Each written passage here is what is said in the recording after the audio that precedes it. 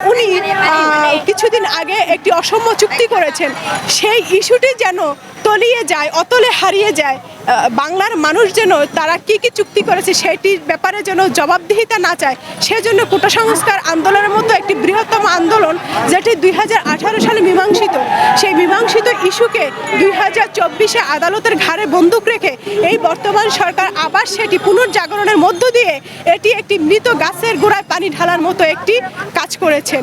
এবং গতকালকের মন্তব্যের পর আমরা যারা সাবেক শিক্ষার্থী রয়েছি ঢাকা বিশ্ববিদ্যালয়ের এবং সাধারণ জনগণ রয়েছে, তাদের ধৈর্যের বাঁধ ভেঙে গেছে। আপনারা দেখেছেন আজকে হাইকোর্টে রায় হওয়ার পর থেকে এই পর্যন্ত গণ অধিকার কিংবা আমরা যারা রয়েছি রাজনৈতিক একটি ব্যানারে রয়েছে, আমরা কেউ কিন্তু সাধারণ শিক্ষার্থীর আন্দোলনে আসিনি, কারণ সাধারণ শিক্ষার্থীদের আন্দোলনকে নচ্ছাত করার জন্য একটি রাজনৈতিক ট্যাগ দিয়ে তাদেরকে উঠিয়ে দিবে বা আন্দোলনকে ব্যাহত করবে, তাদের স্বার্থে আঘাত লাগে যেন, সেই জন্য তারা এই ব্যবস্থা করবে। কিন্তু গতকালকের মন্তব্যের পর আর সারা রাত ঘুম হয়নি, একটি নির্ঘুম রাত কাটিয়েছি এবং আমার দেশের মানচিত্রকে শকুনে টুকরে টুকরে খাচ্ছে। সারাটা রাত অস্থিরতায় কেটেছে, যখনই সকাল হয়েছে চলে এসেছি। এখন কে কি ট্যাগ দিবে, কে কি মামলা দিবে, কে কি হামলা করবে, এটি এখন দেখার বিষয় না।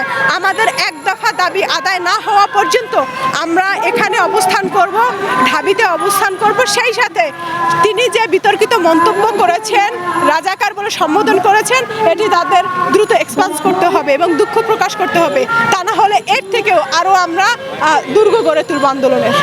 সেক্ষেত্রে কি কোটার যে বিষয়টা সেটা কি আড়ালে ঢেকে যাচ্ছে প্রধানমন্ত্রীর এই বক্তব্যের পরে? প্রধানমন্ত্রীর বক্তব্যের পরে এই আন্দোলন আরও বেশি তেজস্বী হয়ে উঠেছে এবং তা আমরা আরও বেশি জোর পাচ্ছি। আমার শিক্ষার্থী ভাই বোনেরা আরও বেশি তারা আরও উল্লাসিত হয়েছে, কারণ একটি মিথ্যে ট্যাগ নিয়ে আমার শিক্ষার্থী ভাইরা হলে ফিরে যাবে না, একটি মিথ্যা ট্যাগ নিয়ে তারা জীবনযাপন করবে না।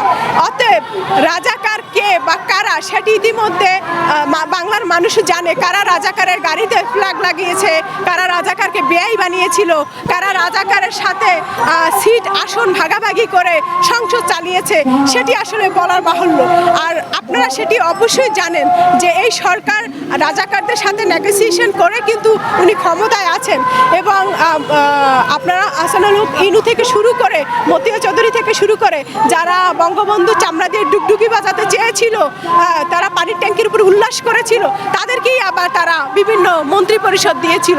অতএব আসলে উনি তো মূলত এখন একটি কাঠের পুতুল আমি মনে করি, ওনাকে দিয়ে বলাচ্ছে। যারা বলেছে তাদেরকে বলতে চাচ্ছি যে আপনারা এই দেশের নাগরিক, আমরা এই দেশের নাগরিক, আপনারা এই নাগরিকের মধ্যে দুটি পার্ট করে দিচ্ছেন, একটা হচ্ছে মুক্তিযোদ্ধার সপক্ষে, আরটা হচ্ছে বিপক্ষে। আমাদের কোনো একটি সহযোদ্ধা বা সহপাঠী বা আমার অনুজের কারো মুখ থেকে মুক্তিযোদ্ধা সম্পর্কে একটি কি কটূক্তি শুনেছেন? তারা কি বলেছে? না, তাদের প্রতি আমাদের সম্মান, রেসপেক্ট, ভালোবাসা, তারা আমাদের শোনার ছেলে, তাদের প্রতি আমাদের সবসময় সেই অনারটা আছে বা থাকবে। সেটি একটা লিমিট আছে, আমাদেরকে মেরে তো আর আপনাকে সম্মান এভাবে করে আমরা দিতে পারছি না। আপনারা 5% রাখেন, কিন্তু 30% এটা টু মাচ হয়ে যাচ্ছে। আমরা কোটা বাতিল যাচ্ছি না, কোটা সংস্কার চাচ্ছি। অনেক